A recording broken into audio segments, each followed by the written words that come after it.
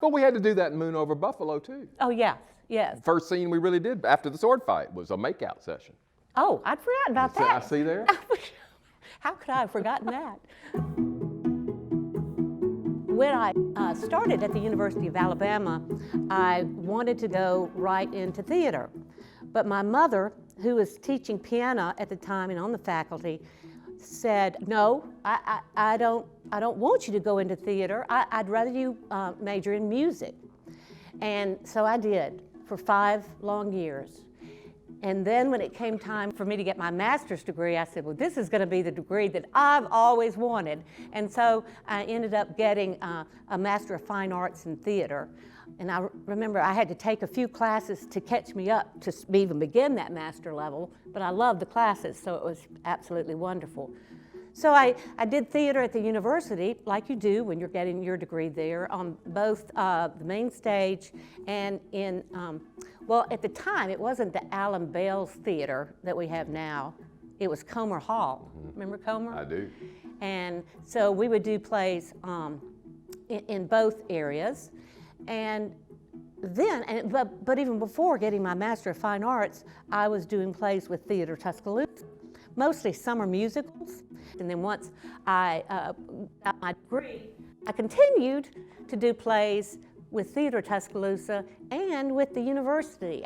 When they needed a more mature actor, I would get to go and be in a play, you know, the students at UA, and that was great fun. Beginning in 2009, I became the artistic coordinator for Tuscaloosa Children's Theater, and I hold that position at the present.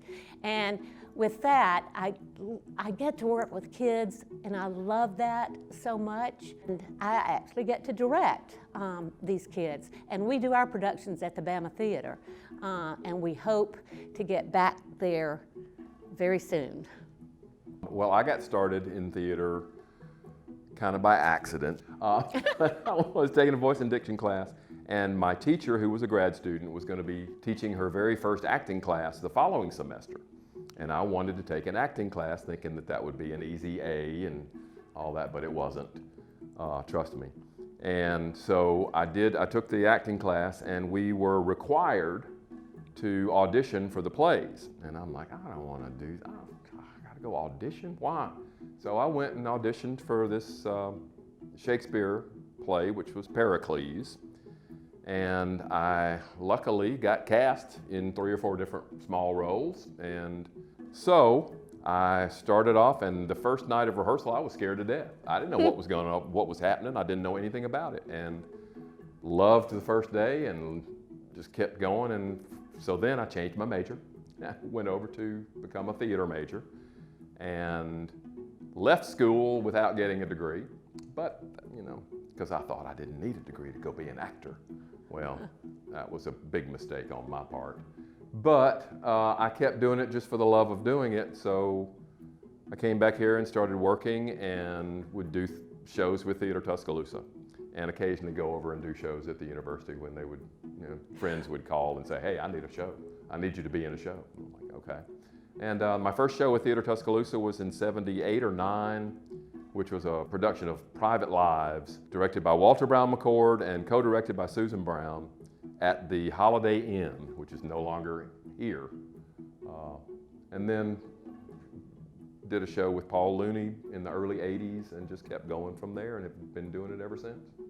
I love working with Gary because I feel like we like each other, we respect each other, and we have the same work ethic when it comes to theater. I appreciate that. I trust him on the stage, and because I trust him, it lends one to be more adventurous when you're taking chances within a play, taking chances, going out on a limb a little bit, just kind of pushing it, and knowing that he'll be right there to follow, to go with you. I like to think, I hope, that I do the same thing when he takes that journey, that I follow. It's almost like when you're doing improv, you know, one of the major rules is never say no. Yes, and is what you say. And I appreciate a partner that I can trust in that way. And I agree wholeheartedly with what you just said, because there's that trust element that you can't you can't have with somebody when you first meet them. It can grow, but because we've been doing this for so long with each other, the trust with each other has grown, and I think we have the same sense of humor. We've done a lot of farces and comedies and things like that, and we work off each other so well in terms of that humor. That's one of the main things I love about Drew is, she's going to come up with something funnier than what you've come up with, and you're going to find that the one that works best, and you're just going to keep going and playing, and that's what it's all about, just playing and having fun. Gary, that reminds me of the 39 Steps, which is the last play that we did together. And so there's a scene in there where we're sitting on this bed side by side, and I believe this was a Sunday afternoon show, and we're talking, and we've already gone through, lots of rehearsals and a pay what you can, opening night, a Saturday night, and so this is a Sunday show. So you're kind of in the run, and we're having this conversation, and then I look left, and Gary is staring right at me. And I don't know if I just didn't ever look at him like that before during that scene, but when I saw him, don't tell anybody, but I broke character. And I started, and you could tell, I started to hold it back, but I was starting to laugh, and the audience could tell. You could tell. So I thought, well, what is this, like Carol Burnett, or what is this? I don't remember that. But I remember asking you at the time, I said, have you been doing that all along? You said, yes. But it was just something about it. His face was just right there. And then that was another comedy. And Moon Over Buffalo is a farce. So with a farce, you have lots of doors opening and closing, and there's a lot going on, and the pace is very quick. But we started it with a choreographed sword fight, and I was in this huge costume. It was just crazy, but so much fun. It was so much fun, and we got to go do crazy. I had to play drunk and do all kind of stuff like that, and fall down, and then, it was a blast to do that show. I'd love to do that show again. I would too. Now that we're really of age. I would too. And I remember a scene that Gary did, what he was just talking about, and it was kind of like a monologue, and he was stumbling around, and I was behind one of the doors waiting to make my entrance, and I had to wait every night to time it correctly, because Gary, after he finished his whole spiel, the audience went crazy, and they were clapping, and I'm like, because I didn't want to come in on his applause. I just remember thinking, this is such a good problem to have, to wait for the audience to stop responding to this wonderful actor. And the same for you. But that show, to this day, is still in my top 2 or 3 from top to bottom, from beginning to end, from the first day of the read-through till the final day of the show. That's one, I think I probably shed a tear or two when that show was over. I know another show we did, Gary. Okay. Dearly Departed. Oh yeah, another husband and wife. Another husband and wife. We sure did. We started off that show in a car, and I'm yelling to my imaginary children in the back, and I thought it was so great. Tina actually had me put my real children in the back seat. Do you remember that, Amanda and Will? To get the feel of where your head would be when you're talking to your kids and things like that. But that's how that play started off. At the end, we had to kiss. Kiss. Big time. Big time. Big time. And well, we had to do that in Moon Over Buffalo too. Oh yeah. Yes. First scene we really did after the sword fight was a makeout session. Oh, I'd forgotten about that. I see there. How could I have forgotten that? Yeah, but Dearly Departed was another one. That was fun. I love that car scene. I pulled a gun on you, didn't I I? think so, because I said or did something you pull like, a gun on me? or because I know I said in it, your daddy's not going to kill us. No, so I had the gun. That's what it was. Gosh, we could go through all different kind of shows. Oh gosh, another one on a different level, Diary of Anne Frank. Diary of Anne Frank, that's right. We were not married in that one. No, we weren't married, but that was a hard show. Hard, yeah. so hard. Emotional. Very emotional. And I remember using, I know this sounds cliche, and I don't mean to sound cliche, but I believe in emotional recall as an acting tool. So you need to find an event that you went through in your life that caused you to have emotions that's very similar to what the character you're playing on stage has. So that emotion comes from a real place within you, but you use, and that's your springboard into what the character's going through. And I just remember using that a lot in that show. I think everybody, we really had to in that show. Right. You had to go places you didn't like going, but you had to get there. Yeah, and the great thing, Tina also directed that play, and she did a neat thing in that we were on the Bean Brown stage. That was where the attic was in the play. Even during intermission, we never left that space. The audience would go out and get their, cookies and drinks, but we were still wandering around on the stage in our space. Now we weren't speaking lines, but we were in our attic.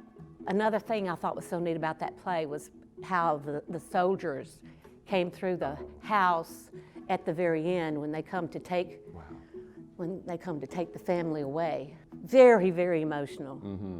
Well, another thing about that show at the very end I had to do, because I survived. Oh, you had to do that monologue. And I had to do that long monologue afterwards and talk about how y'all had all died. And gosh, I remember that Sunday would be in the last performance. I cried like a baby because I was thinking of you being gone and of Charles being gone and other people that were in the play that were good friends. And it's like, oh my God. You were connected. Yeah, I was connecting with actual people. Yes.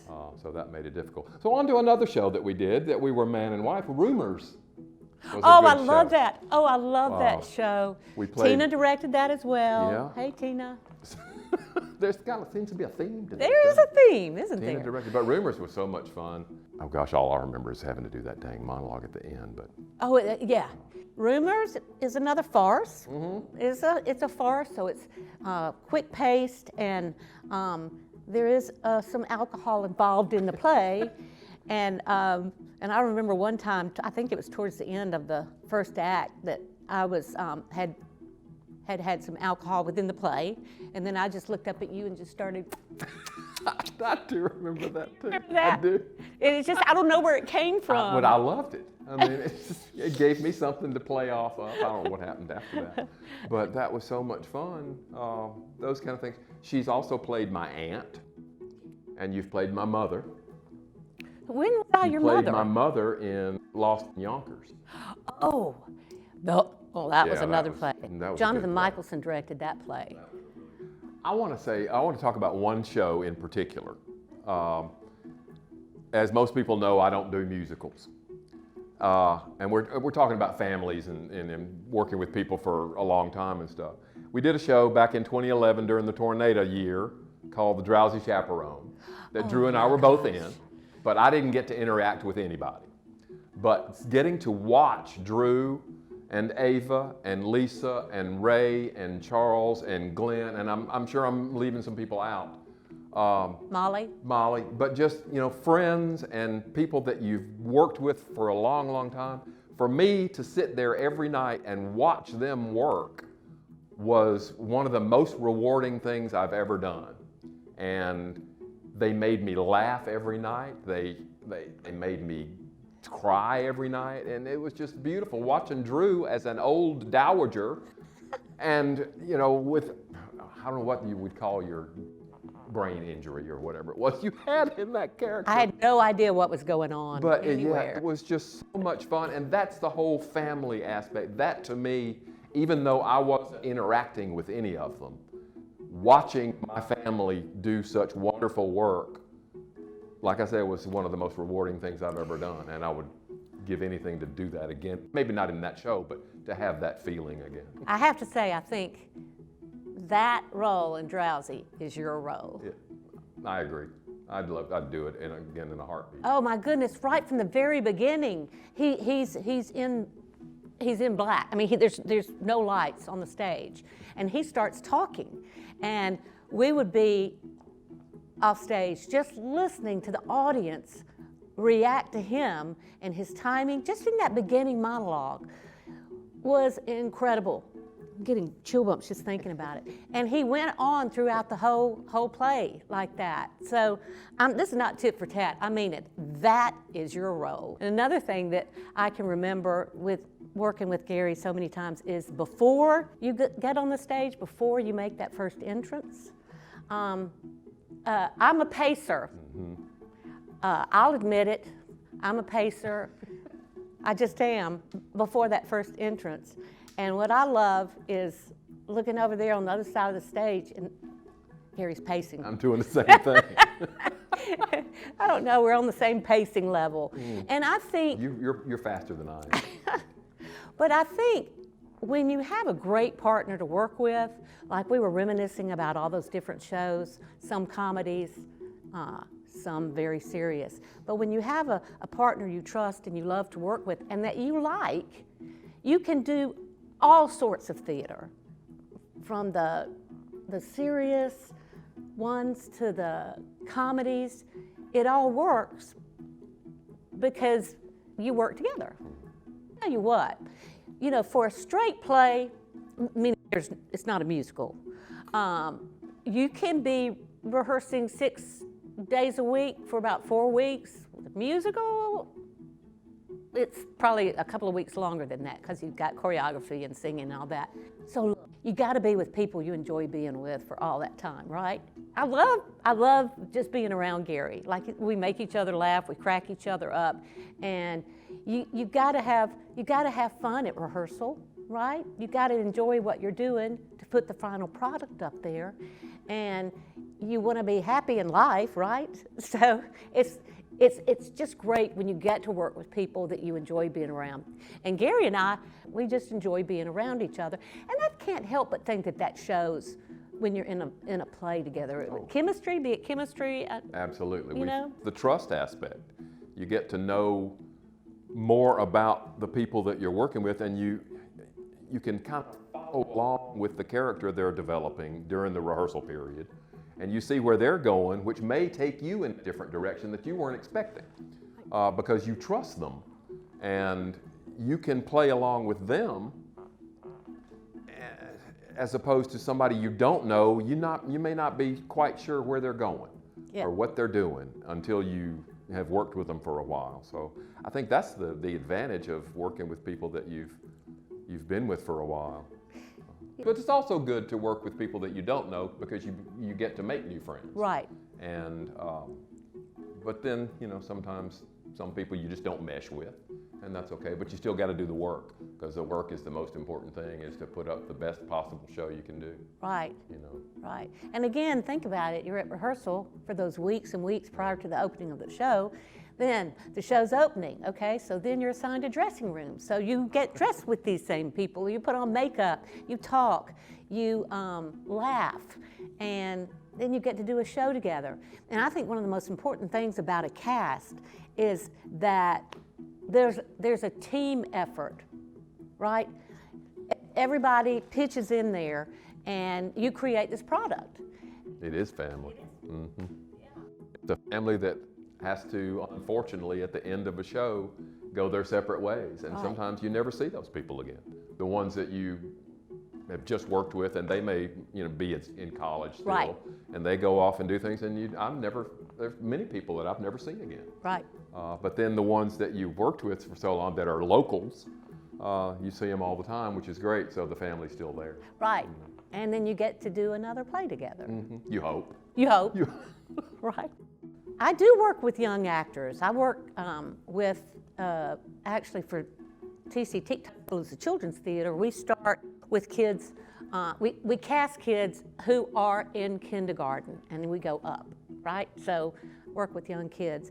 I would say to a young actor, maybe not as young as kindergarten, but somebody that's starting out, is to be a sponge, to absorb everything you see around you, from other actors, maybe those who have more experience, maybe you're absorbing things that you want not to do that actor did, but you're also absorbing things that, hey, I didn't know that. That's good to know there, and just learning. An actor never stops learning.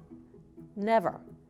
So what I think is very, very important for young actors is never think you've made it. Don't ever think you made it.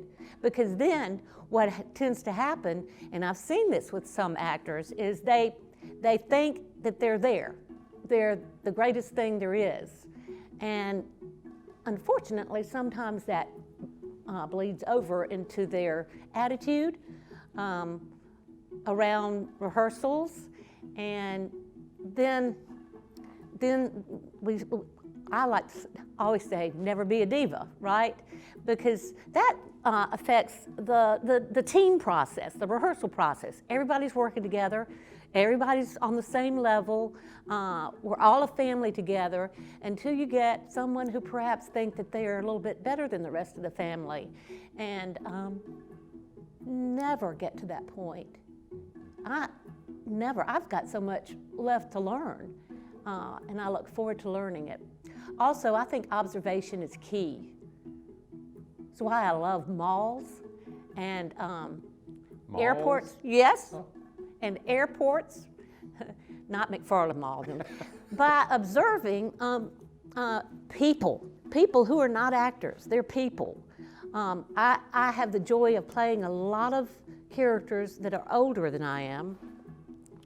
And so I think oftentimes to watch how an older person moves, even walks, what part of their body do they lead with, what's their gait, what other little mannerisms do you see that someone who is perhaps a bit older than you can pick those little things up. And the great thing about observation like that is they don't know you're observing them. They're not acting for you. They are being real. And the same thing goes for someone who's younger than you. Gary and I did Wit together. Ugh. And there's at one part where I have to play, just a very small part, but I have to play someone that was a much, much younger version of myself. And you know, what's different about the way a young kid works? I mean, moves. They're quicker, they're maybe jerkier, they get excited, they're at a time in their life where they don't have to kind of mask and hide what they're feeling. They just let it all hang out. And so observation is key. Never be a diva. You're always learning. That's what I'd tell a young actor.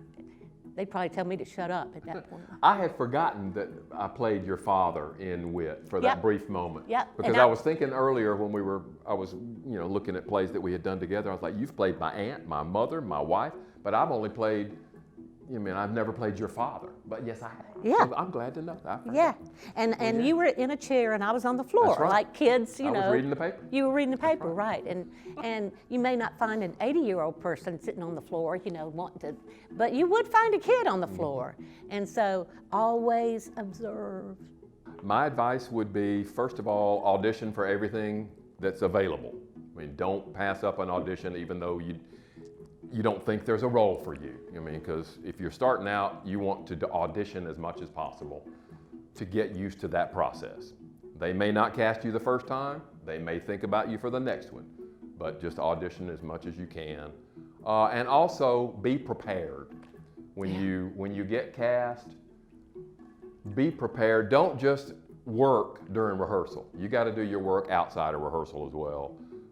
And that's not just learning your lines. You've got to, obviously you have to learn your lines, but you have to find what the character's motivations are. And those are things that you can do outside of rehearsal on your own. I see a lot of people that just come to rehearsal and that's all they do. And that you don't get anywhere by doing that. You don't learn, you don't grow. And what Drew was saying about always learning, I learn something every time I do a show, every time I do an audition. You learn something about yourself, you learn something about theater in general that I'd either forgotten or had never known in the first place. But you have to love it. You really have to love what you're doing. Don't just half-heartedly do something. Go in with everything you've got for every rehearsal and put the work in. Yeah, most of the work happens in between rehearsals, right? Most of the work happens.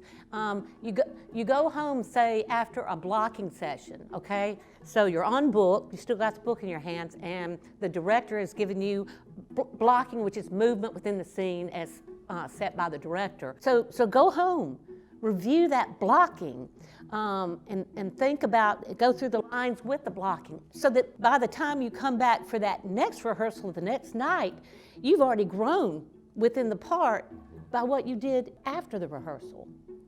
And he's also right, he's always right, about auditioning. Auditioning is a skill. They still make me nervous. Me too. You know, because you don't have the part yet, you're just auditioning for it. And so are all the other people there. But the more you audition, the more experience you get with auditions. And so then, I'm not sure if auditions ever get easy, but they get easier the more experience you have. Right. And always remember that the people that are watching you audition, they want you to be good. Yeah. They want you to do well. They don't want to see you fail. So, you know, just go out there and try to have fun during the audition, and just do the best you can. That's all you can do. And right.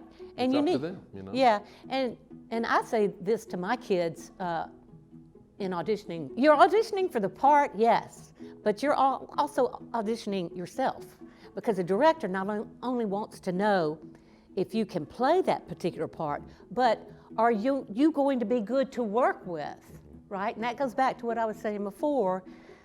You know, don't be a diva. Show your personality. Oftentimes in auditions, directors might give you something to do, and that's probably to see if you can take direction.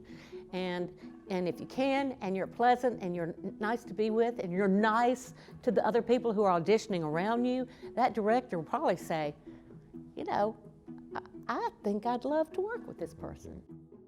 Well, I hope Theater Tuscaloosa gets back to doing some shows with this pandemic hopefully coming to an end someday, because it's such a totally different experience to get that energy back from an audience. For me, I mean, after every show I do, I say that's the last show I'm ever doing. And yes, he I does. mean it. I mean it every single time. But luckily, something else might come up. So the last show I did, which was Inherit the Wind, was the last show I'm ever going to do until the next one comes along, and I decide I might want to do another one. So for me, I hope there's another show coming up that I can be in and have some fun. But Theater Tuscaloosa, I just want to see, I'd like to see Theater Tuscaloosa do a little bit more challenging type work. Plays that are edgy is a good word, yeah, a little bit more of that, because Theater Tuscaloosa does such good work with musicals and comedies and those kind of things, but sometimes you need to have those more edgy plays come in to make people think a little bit more. I mean, they've done some, and we've been in some, but I think we can do a little bit more of that.